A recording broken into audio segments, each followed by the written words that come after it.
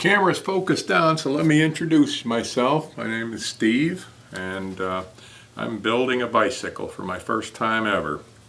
This wheel that you see in front of you is a takeoff wheel from my first road bike, a Bada Kia.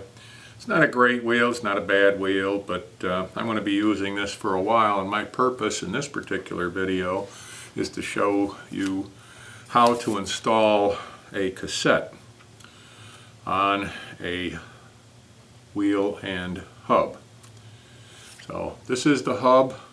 One of the things you can notice about the hub, you probably won't see the detail, but right here there is a narrower key, if you will. There's a series of keys around here. They're different. Most of them are wide. This is a narrow key, and there are several different kinds of gears that are going to go on here. The first thing that will happen, according to the instructions that comes with this 6700 series Ultegra 11x28 cassette, is to put on a spacer down at the bottom of the hub body. Spacer is just a plain metal disc, goes down, establishes the right kind of distance for the first three gears, which are built together. These are all on a housing. They are pinned together, and on this three-gear housing there is a corresponding narrow slot which will help to orient to put on the first gears. Can't go on any other way, so you can't mess it up. There's my first three gears. Now the next, and these was where you have to look. There is an etched nomenclature here. This happens to say 19T3. The etched nomenclature goes up or away from the wheel, and find the narrow slot that goes down like so. Then on the next gear, which would be the fifth gear coming out from the bottom, my instructions tell me I need a spacer. Looks like this. It almost looks like plastic, but it is metal, and it can go in a number of different orientations because it's just got 6 little paws going around. However, it does have a lettering on there, 10S it says, and I've got 3 of them that I'm going to need to put on, so I'm going to put them all in the same direction. Now the purpose of that is a spacer between the previous gear and my next gear. Again, I look, this happens to be a 17-tooth gear. Put it down in the narrow orientation with the writing coming out, and then I need another spacer.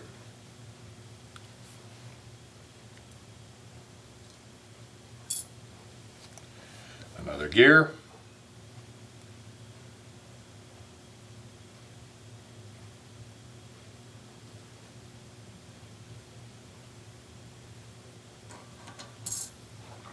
Another spacer.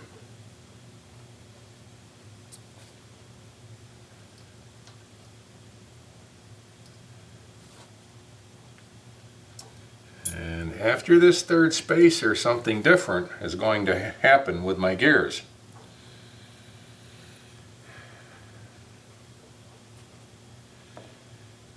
Not quite yet.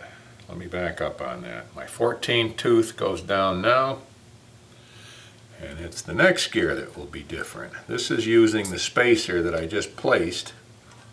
That's my last spacer, and my next gears are going to have built-in spacers. If you look right here, you will see that the spacer is actually cast right into the body of the gear. So no need for an independent or an individual spacer. And that will be the case with the next gear. Not a bad idea that these are identified. This next one is a 12 tooth. Not a bad idea to check these out, because it is possible just by eyeball to put a smaller gear in and then a larger gear. You don't want to do that. My final gear with the built-in spacer is 11 tooth. Okay. And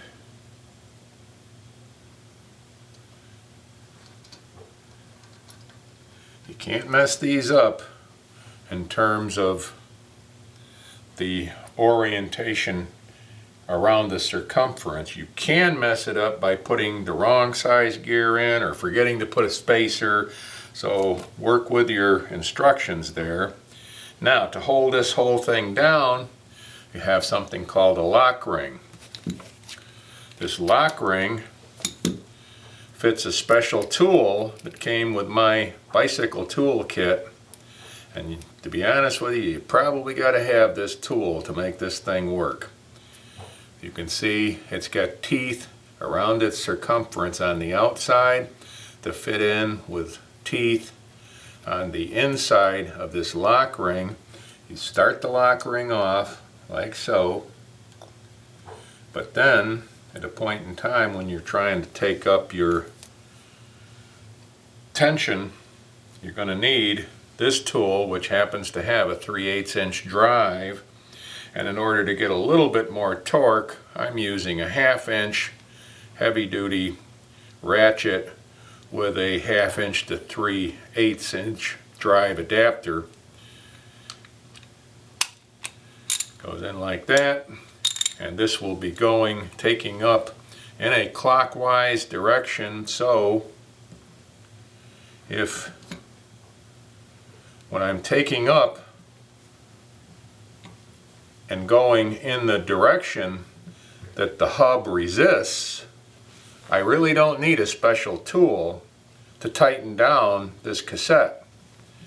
If you notice, the hub will rotate freely in a counterclockwise direction. So you can imagine that if I decided that I had done something wrong and wanted to take this off, or I wanted to take this cassette off in favor of another cassette, well, I can change my ratchet orientation so that I'm unscrewing, but not going to happen, is it?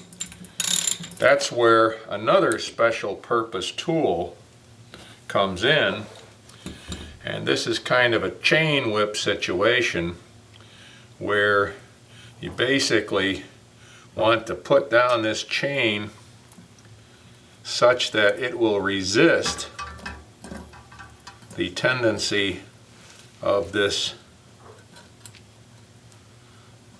hub to turn. Now put on your tool, and I can hold this chain, which will keep this immobilized, and turn and break loose my lock ring.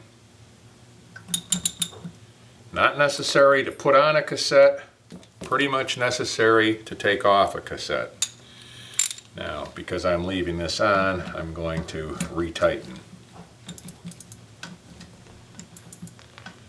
I should mention that the threads on the lock ring were greased prior to putting it down and tightening it up. A little grease is appropriate there. And there you go.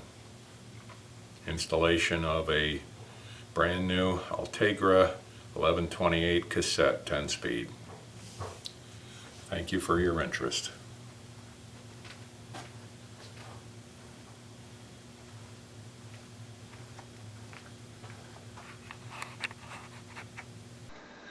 Watch my YouTube channel for further videos as I continue the installation of my new bike completely from scratch.